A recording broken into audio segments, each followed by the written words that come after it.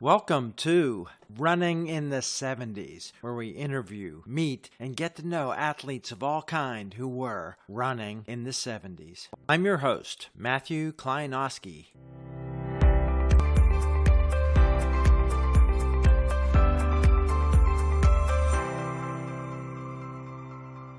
Today on the podcast, we're back in the U.S. East Coast in New York with a Pennsylvania runner and somebody who was there at one of the key 70s, 80s locations for running. We'll get to talk about the running scene at Boulder, Colorado with somebody who was quite influential or part of it at the early days, and also influential in some ice breaking of relationships between a couple of the colleges. Slippery Rock and Edinburgh became good chums, maybe partially because of this guy. Today on the podcast, welcome Pete Lucas. Hi, Pete. Matthew, greetings. Thanks for having me.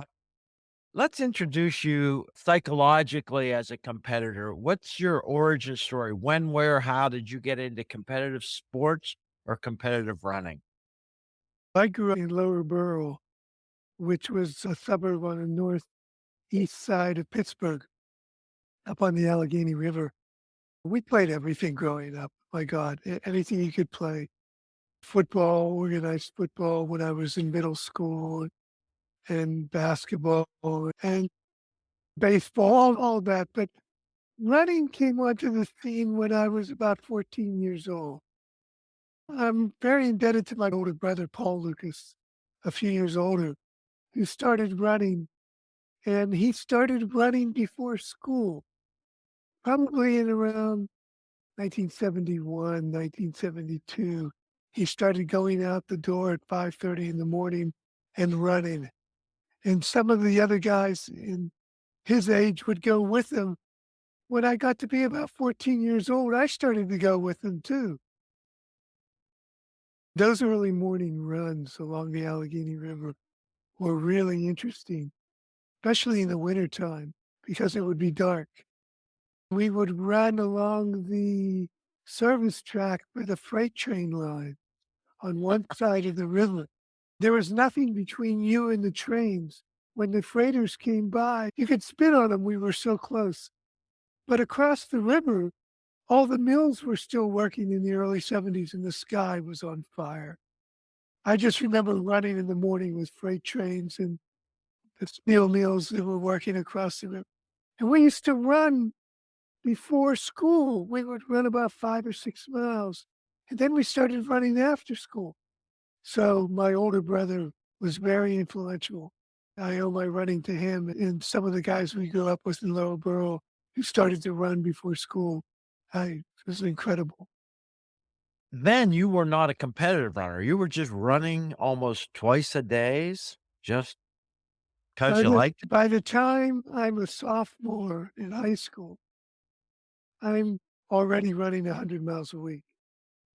it. Let's talk about that idea. You're running off road because you're by the trains on the riverfront. What was the reaction to people when you actually ran on the roads? What was the running scene like? This was before the 72 Olympics and the running boom. What kind of reaction did you get when people saw you guys running? I don't remember that so much. I think everyone just thought it was normal, but it wasn't normal. The running boom was emerging internationally. There's the 72 Olympics with Frank Shorter winning the marathon. Prefontaine finishes fourth in the 5,000.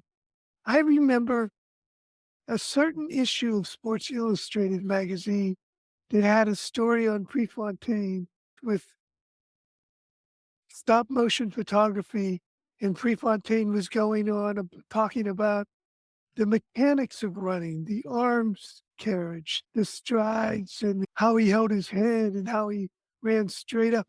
And I remember studying that and fixing some of the things that I was doing at a very early age. So the early 70s was an incredible moment. My brother and I were just talking the other day on the phone. We couldn't remember what kind of shoes we were running in. We probably were not running in anything very good. If I remember correctly, if you went to the sports store in the early '70s, there was probably only 3, 4, maybe 5 types of shoes that were available to run it. I remember a pair of Tigers that we used to run it. Yeah, Nitsuka. I don't know if we called them a Nitsuka, Onitsuka Tigers, yeah. What about getting into competitive running then? You didn't have Well, a cross country team, right? no, we didn't. I believe it or not, I played high school football 4 years, which was crazy because I was always getting hurt.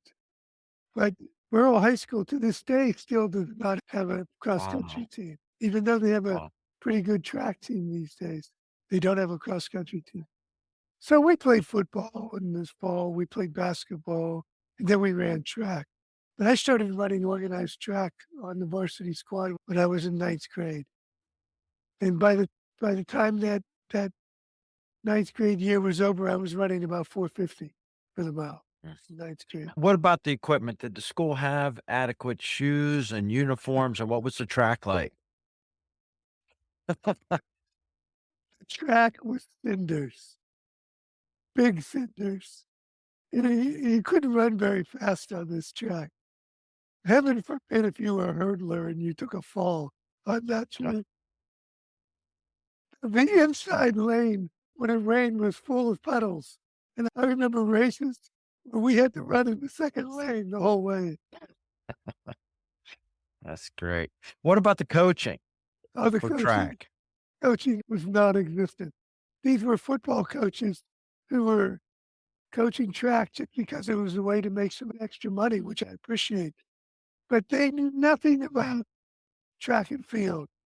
These guys would line up the shot putters and the sprinters and the distance runners and make them do calisthenics, make the whole team do 10 100-yard sprints. It was insanity, actually. Nobody knew what the hell they were doing. We remember one time one of the kids in the field events were just like everywhere. One guy threw a javelin one day in practice and it landed right between the legs of another runner. Another kid in my high school got hit in the head with a shot put and survived. Jeez.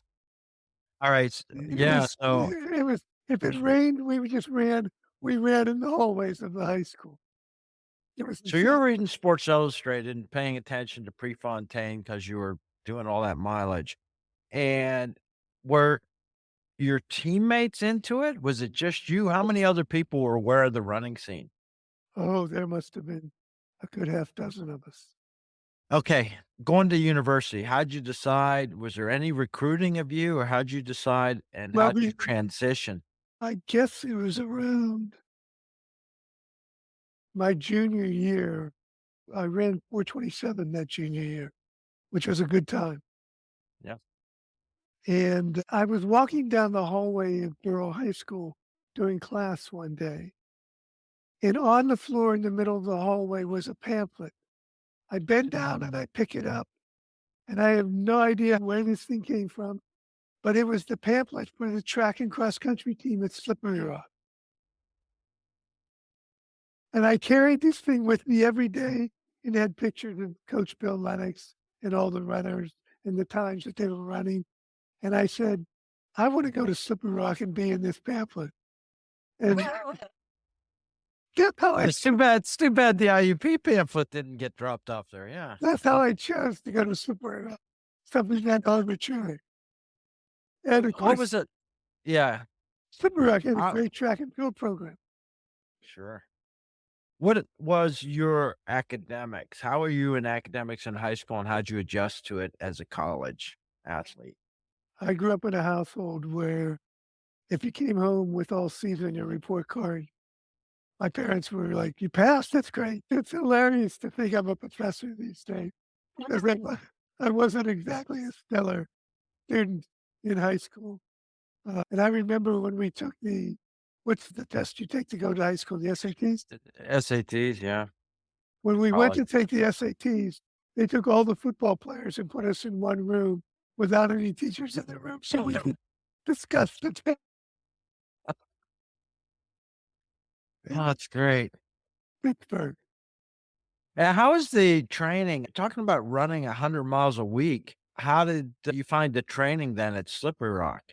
Before I got to Slippery Rock, at one point, I found a book in one of the sports stores, probably in downtown New Kensington. I don't know if you remember this book. It probably came out in the early '70s, '71 or '72. It was a book called How They Mm. Train. And it had Lafayette and Sammy Bear and all these guys.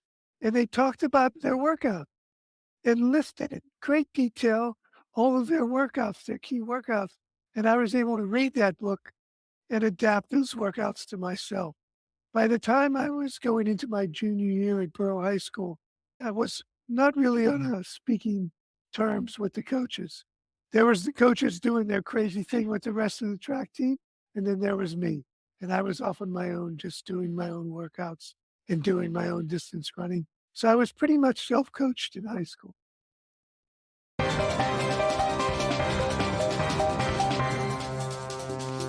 Yeah.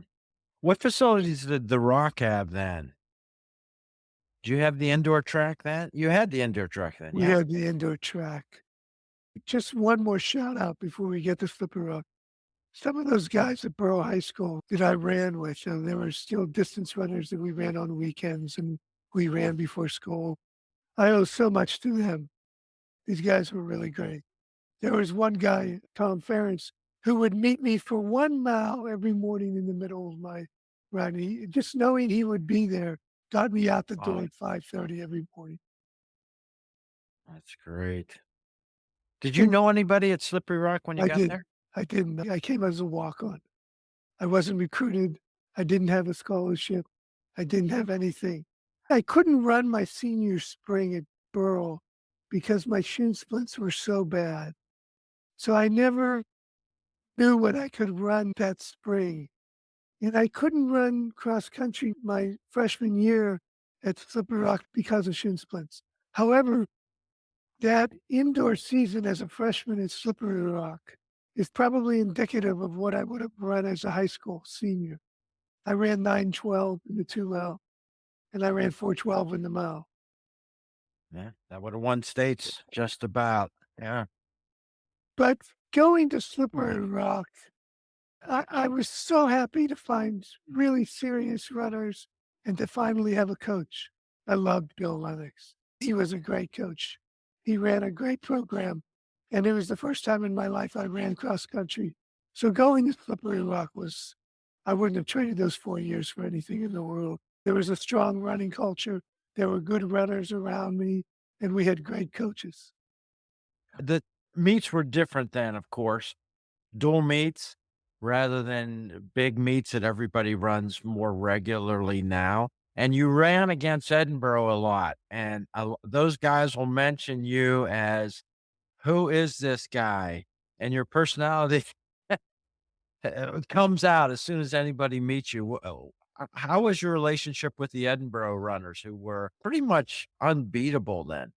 Yeah, I remember one dual meet up at Edinburgh cross country race where I won, and Really? the 7 Edinburgh guys were running right be and they were like, "The San Lucas win.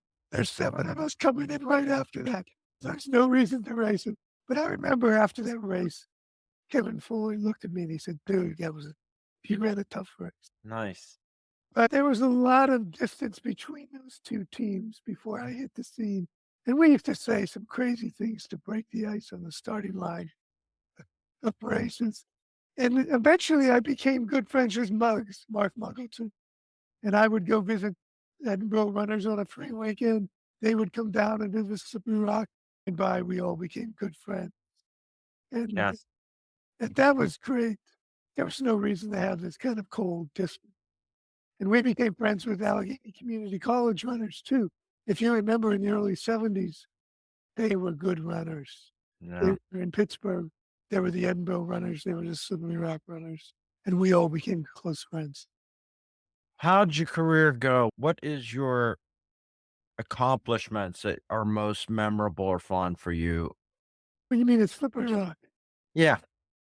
I finally won the state championship my senior year, and that's 1,500? in the 1500. And that's only because Muggleton had moved to Arkansas. I had a good career running cross country. Slippery Rock went to the national championships every year in track and field as well. I had 3 years of heartbreaks though. In the national championships in the 1500 meters, the top four in each heat went to the finals. And 3 years in a row, I finished fifth. Whoa. And that was kind of a heartbreak. But I don't let that the memory of those years. We had great years of running cross country and track. Of course, after I left Slippery Rock and I moved to Boulder to continue running, Slippery Rock then won the national championship in, Yeah. in track and field. Right. When George ran, was that a 200-meter, 220 track? I think I ran one indoor race there my freshman year. It was a 220 indoor track. Yeah. Yeah. I did that. Yeah. Okay. Yeah, it's not easy running in Western Pennsylvania in the winter. That's Not Slippery Rock was the envy of everybody to have that facility. Yeah. Yeah, Slippery Rock had good facilities. We had a good time. We had fun at Slippery Rock. I had 2 groups that used to hang out with. There was not only the running crowd, but from Burrell High School, there were about 20 people from Burrell High School at Slippery Rock during my time. So we lived in a cabin in the middle of the woods. We had fun. We grew up, we came of age. It was really special 4 years. What about that academic shift? Okay. Your parents weren't there to tell you that C's were okay. How'd you make it through academics at Slippery Rock? Barely, barely. I got it. Later, I would get a PhD and become a professor. It's hilarious. I graduated from Slippery Rock with a degree in business administration with a 2.2 GPA. Yeah. Just staying eligible every semester. Yeah. One of the, Dang eligible. This is a famous quote. Mark Twain had a famous quote that the only time his education was interrupted was when he was in the classroom. that's great. It was one of the What kind of things did you say on the to make laugh or loosen up or break the ice or bother Edinburgh? What were you talking about there? everybody was so tensed and tight and silent on the starting line of races. And I would make everyone crack up by saying really nonsensical things, even profane things. And everyone would just look at me and crack up. And I don't know, it just broke the ice. And there was no reason for that kind of cold distance. And we were a little crazy to begin with in those years. I think that mile in 1977, you were in the starting line with Muggleton, Dennis Packard. I don't know who else was in it, and I think you were said something about urban planning. It was just nonsense, just nonsensical things. Boy, Yeah. Edinburgh had some good runners in those years. Yeah. Yeah, interesting there. Some of them were certainly big, accomplished high school athletes. Some of them were not the top. They were identified as people who could do their style of training. Okay, so you graduated university, had a great career, a little bit of heartbreak at nationals. And what was your view of what you were gonna do in running after that? And how did you get select and get to Boulder? I had already gone to Boulder a couple times in the summers. At one point in Slippery Rock, a bunch of us drove out to Boulder for spring break just to train for a week and check the situation out. Knew in those days that all the world class runners were in Boulder. You were in Boulder because you were training at altitude and you could maximize your red blood cell count and you could oxidize blood a lot faster at sea level when you were racing. So we knew that was the scene. There was the scene out in Eugene for track runners, and there was the Right. road racers, cross country racers in Boulder.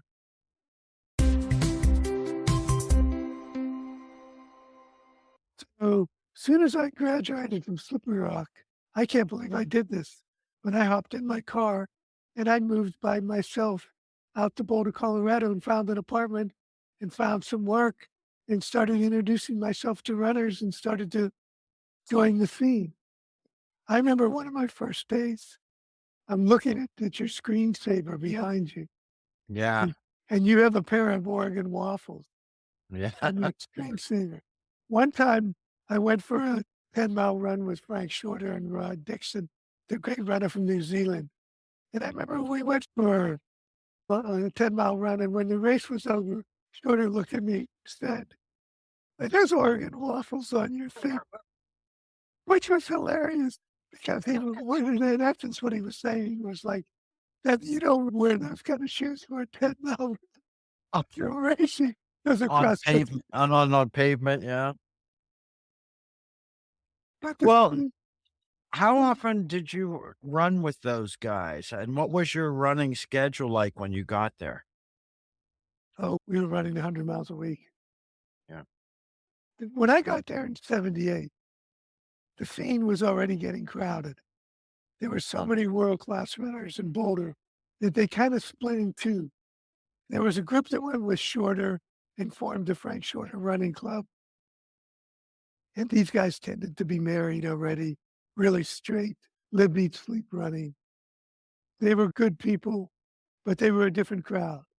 Then there was the crowd that was partying, a little bit of like Animal House. They were trying to be artists at the same time, and they were running world-class times. And that group became the Colorado Track Club, and that's the group that I ended up with.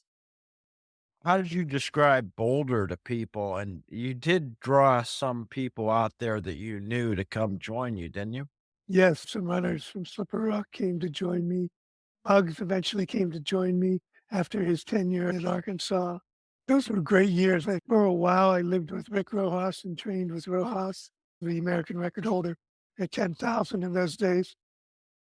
Lived and trained with Matt Sinchowitz, who was the record holder in 5,000 meters in those days. We lived together, we partied together. A typical day of a runner in Boulder in those years went like this. You would wake up, you would go for a long, easy run in the morning just to build your strength, wake up, run 10 miles, just go for a long, easy run. People would come back. Breakfast was a big social occasion. Sometimes you'd go down to one of the diners and have breakfast with people, or you'd make a big breakfast at home. Then inevitably, everybody would take naps. You'd take a Right. nap, you'd wake up, and then you'd have a serious workout. You'd meet other people, and there you would do speed workout or distance workouts, but the afternoon workout was very serious. Then we would go to the gym and pump iron. I was a big believer in working out at the gym and having a lot of upper body strength throughout high school and throughout Slippery Rock in my Boulder years. So we would go to work out at the gym, or we would go to the hot tubs and the saunas. And all of that stuff for the runners and boulders in those days, all the fees for those kind of clubs were free. People took care of us.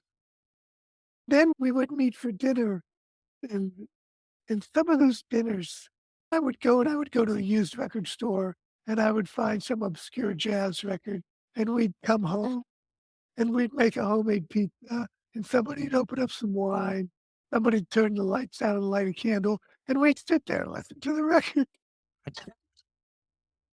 Then, inevitably, we'd end the day going to the pubs and throwing darts.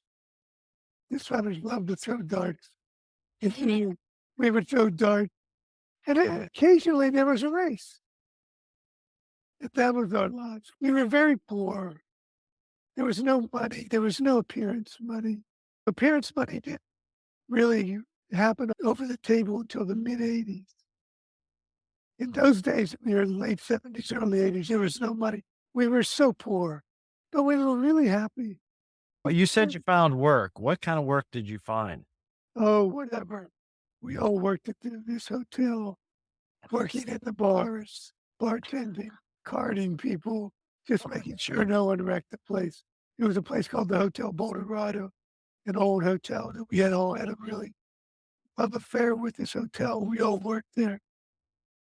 And we all lived in this infamous place called the Dungeon. The Dungeon was the bottom level of a house where the total rent for the bottom level was $160 a month. And usually at any one time, there were 4 or 5 people in the dungeon. All the runners in Boulder, came through the dungeon at some point, and I lived there with Muggleton, Mark Spilsbury, Brian Jordan from Edinburgh was there, Larry Langer. There was lots about should be all kind of great runners who were at the dungeon. In the years that I was at the dungeon, I remember the door to the place never even shut. Nobody had a key, and it was a little like Animal House. But we loved each other. We were really good friends. We partied. We had fun, and there were great runners that came through there. You had been a cross country runner, but on track, you were 800, 1,500. What did you approach out there when you did race, and how'd you improve there? There were so many good runners. Boulder that you ended up going farther out, running 5,000, 10,000, running road racing. The very first Boulder race, that's a big race these days. Yeah. I remember the very first Boulder, I finished, I don't know, in the top 10, like 7th or 8th place. We're all a speed shorter that day. So I had to move out to the 10,000 meter. One time in Boulder, I actually ran an ultra marathon. I ran a 50 mile, At altitude, yeah. and from Laramie to Cheyenne, I ran it in 6 hours. And I don't think I recovered from that race for 1 year. It took me a year to recover, to get the zip back in my legs after that. So we were just running road races, running cross-country races. What happened in 82 is I went to Switzerland with Pablo Villa, great trail runner who lived in Boulder. And he was good friends with Bruce Gomez as well. They were trail runners, they were mountain runners. And Pablo Villa had been winning this famous race in Switzerland called Zinal. It's like the World Cup of mountain trail racing every year. It's an 18-kilometer race, a 2,000-meter rise, and a 1,000-meter sheer drop at the end. And I went with Pablo at the end of the summer to Switzerland to run the race with him. There was a film crew doing a documentary film about the race, and they profiled 6 runners who had a chance to win the race. And Pablo and I, one of the 2 people that they profiled. And there's this beautiful 20-minute film online from the 1982 race.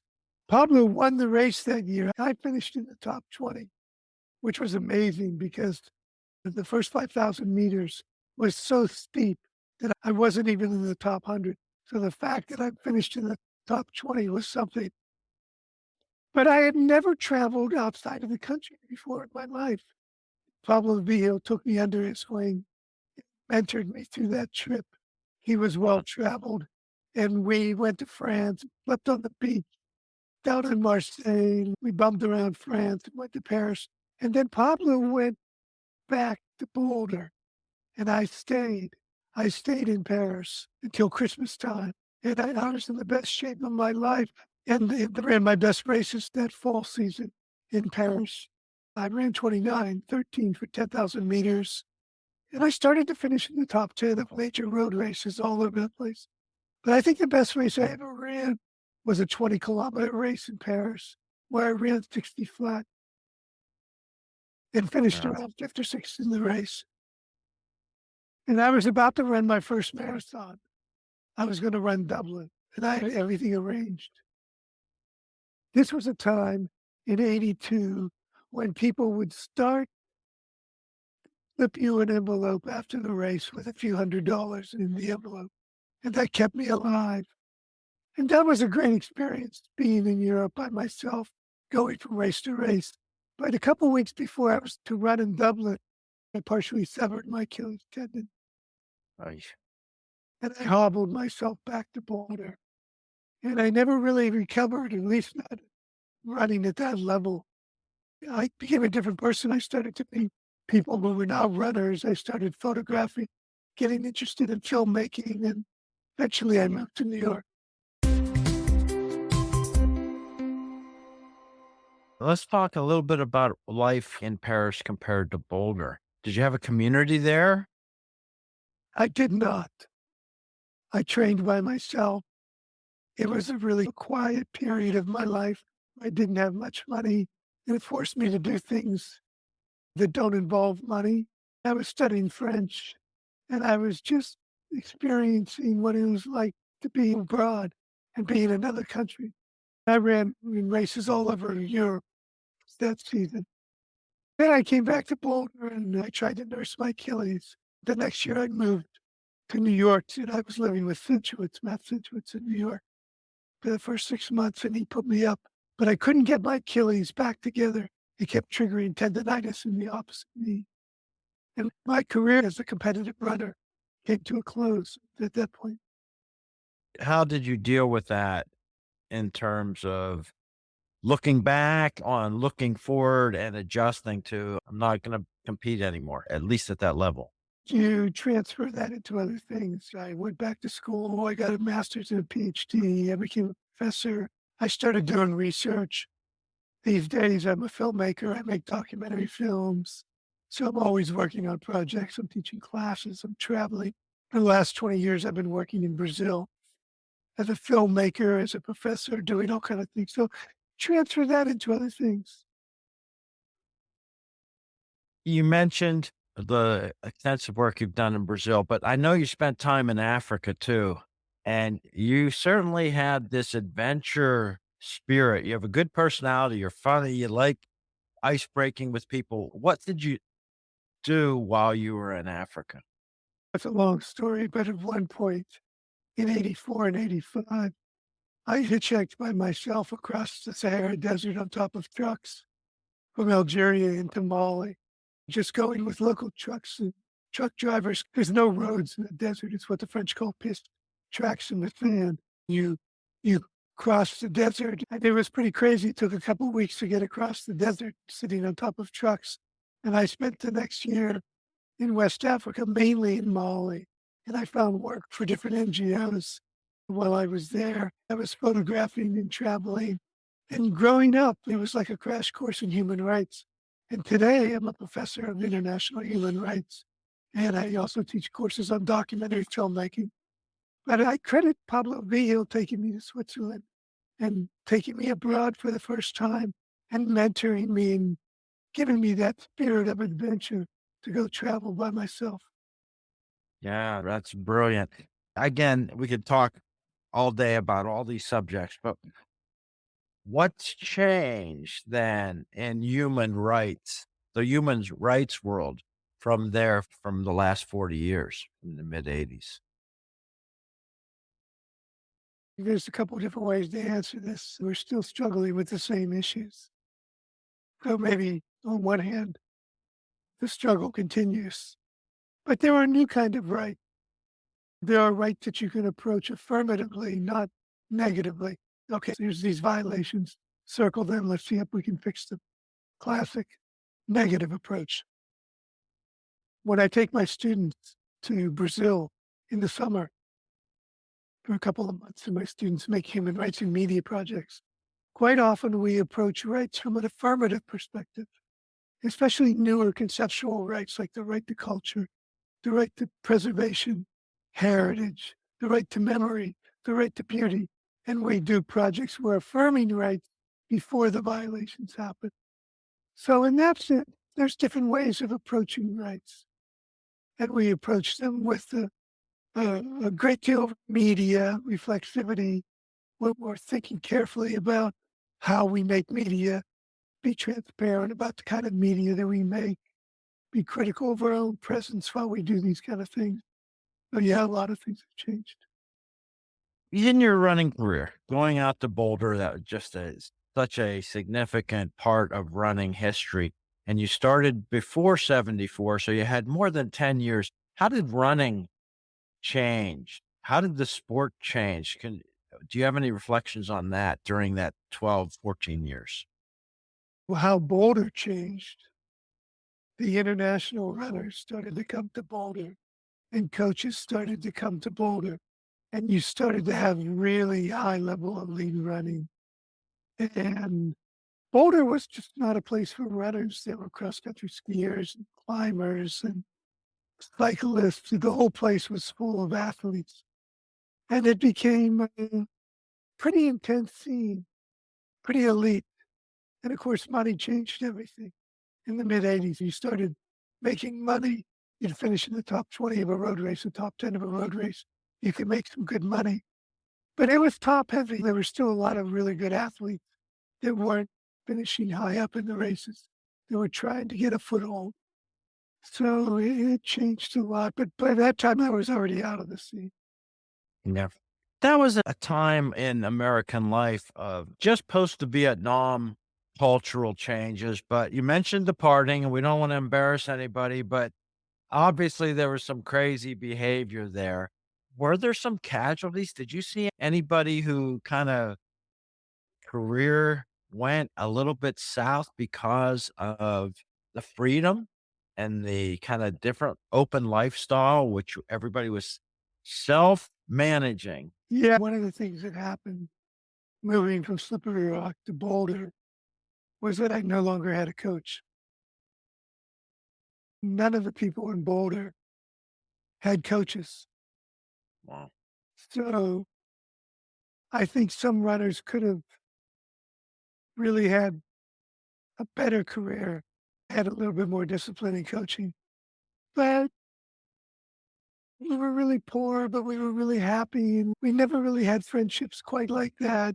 We were young. We were trying to figure out ourselves, trying to figure out the world. And it was a really special time to be in Boulder in the 70s and the That's early great. 80s. Now, as your perspective as a documentarian and filmmaker, what about the nature of running films and running documentaries? Is there anything out there people from that era ought to see or somebody needs to do? Or what do you think about all that? I have a smile on my face because I just remember how much we all loved the film Chariots of Fire. Yeah. And we would take all of our dates, would take girls to be Chariots of Fire just to let them know where your head was at. I remember I had a date in Boulder with a woman who was a little bit older and a little bit more savvy about international cinema than I was, and she was appalled by Chariots of Fire. That's patriarchy and colonialism. I never had another date with that girl. That's great. Yeah, the line I tell people, sometimes I've used it in talks I've given, was I think it was Harold Abrams saying, is him after winning. And he looked depressed in the locker room. One of his teammates says, "Someday you'll win and you'll have to deal with it." Yeah, me too. I've watched it dozens of times. I'll send you the link for the 20-minute film about myself and Yeah. Pablo Grillo in Switzerland in 1982. Because that race this year, as you know, is still happening. In fact, this year is the 50th anniversary of it. It's amazing to think that 50 years ago we were running in high school. Yeah. But you've had this great, interesting career. It's taken you around the world, passionate about it. You're past retirement age and you're not going to slow down. Oh, God, I couldn't imagine that. I'm about to go to Brazil and work on other projects for the rest of the summer. And then I have a full semester teaching 3 classes in the fall. Do you have time to pay attention to sport? Are you a fan? I'm a passionate Pittsburgh Steelers fan like anyone who grew up. Yeah. That's the only thing my 15 years in Egypt, that's the only allegiance that it didn't break, yeah. My wife, Cecilia, and I, who we've been married 35 years now, she's also a professor. We raised 2 boys, but the boys did not end up running. Unfortunately, growing up in Brooklyn, there wasn't a lot of kids running, but they did grow up playing soccer. So for all those years, I became a soccer coach and I learned soccer and we played in the fall and the indoor season, spring ball and the summer ball. So my kids played soccer. They were really good. And I ended up becoming a soccer coach. How do you And think your competitive life informed your approach to coaching, and what was your coaching style? oh, just inclusive, making sure that everybody stays healthy, everybody plays. Yeah, that's it. But I think that growing up, I work out every day. I just came back from the gym right now. And I think that's what growing up as a runner. And then I'm really looking forward to getting back to Rio in a couple of weeks so I can run on the beach in Rio without my shoes on, just run where the ocean hits the water. It's That's just great. Yeah, what a journey. Let me just ask you to reflect. Could the dungeon have happened any other decade, or was that just the time and the place? And I think it could have happened in the 60s, but it might not have been full of runners in those years. In the 70s, it was just full of runners. All the runners came in and out of that place. And that place was just 1 block away from the university. Don't forget, the University of Colorado had great runners those years. And those guys stayed in Boulder after they graduated from Colorado. And most of them became part of the Colorado Track Club, which was a loose collection of guys.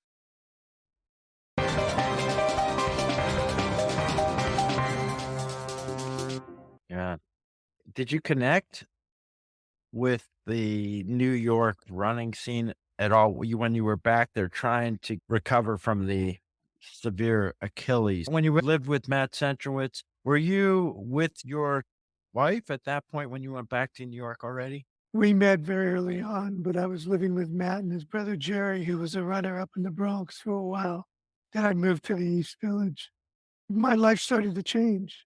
I started becoming more interested in the arts. I started photographing and exhibiting, printing, and photographing thematically portfolios. And I went to Africa for that year, and I came back and decided to go back to school.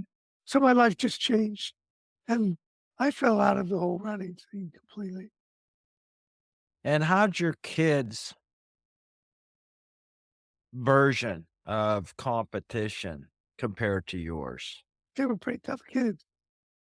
Raising kids in Brooklyn and it's a public school for raising in a storm. But they got you just hold your breath and hope these kids get through it. But they were really competitive athletes, and they were really good soccer players. One of my kids was a goalkeeper. The other one was a striker. They were really they were tough kids. They grew up in a really nice neighborhood that we live in, Park Slope. But because it's such a nice neighborhood, they grew up with a chip on their shoulder, and they're tougher than what they even need to be Well, because that's great. because they grew up in a kind of a nice neighborhood. Are you in touch with any of your colleagues from the dungeon or Slippery Rock? Of course, I just got off the phone this morning with Muggs, and Bruce Gomez and I were talking, and Pablo Vio and Dave Smith, and yes, all those guys. We talk. It's great. It's great to catch up with you, Pete. You're smiling the whole time. I know thinking back on the memories is fun and pleasant for you, and you tell good stories. So it was really great catching up to you and to see what's coming next. Do you have some actual planned film projects, documentary film projects that you're going to yet work on? I'm working on a very ambitious project called the Dante Project about Dante's 3 books of the Inferno, Purgatorio, and Paradiso. I'm making 3 films for all 3 books.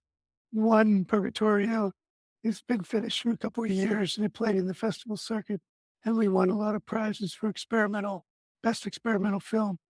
I'm finishing the Paradiso film. That's all being shot in Brazil.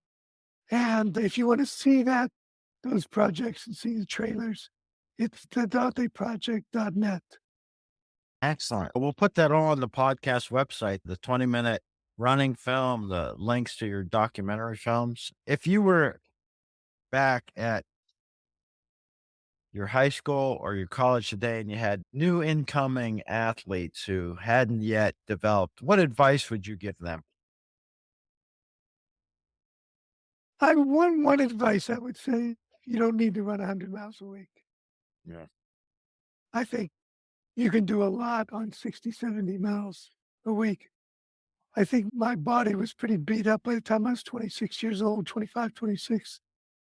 I had run a lot of miles, too many probably, Yeah. because my Achilles on both legs started to shred.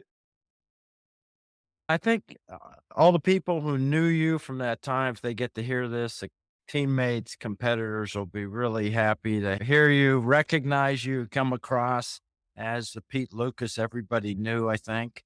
John Papa just retired as coach of Slippery Rock last summer, Wow. and there was a retirement party. and Bill Lennox came up from Florida, and all the slip rock runners from the 70s were there. And that was really important for us to see each other because we hadn't seen each other in a long time. That was just last August. Nice. The IUP runners, we've got a Pittsburgh Pirates baseball game summer reunion tradition now.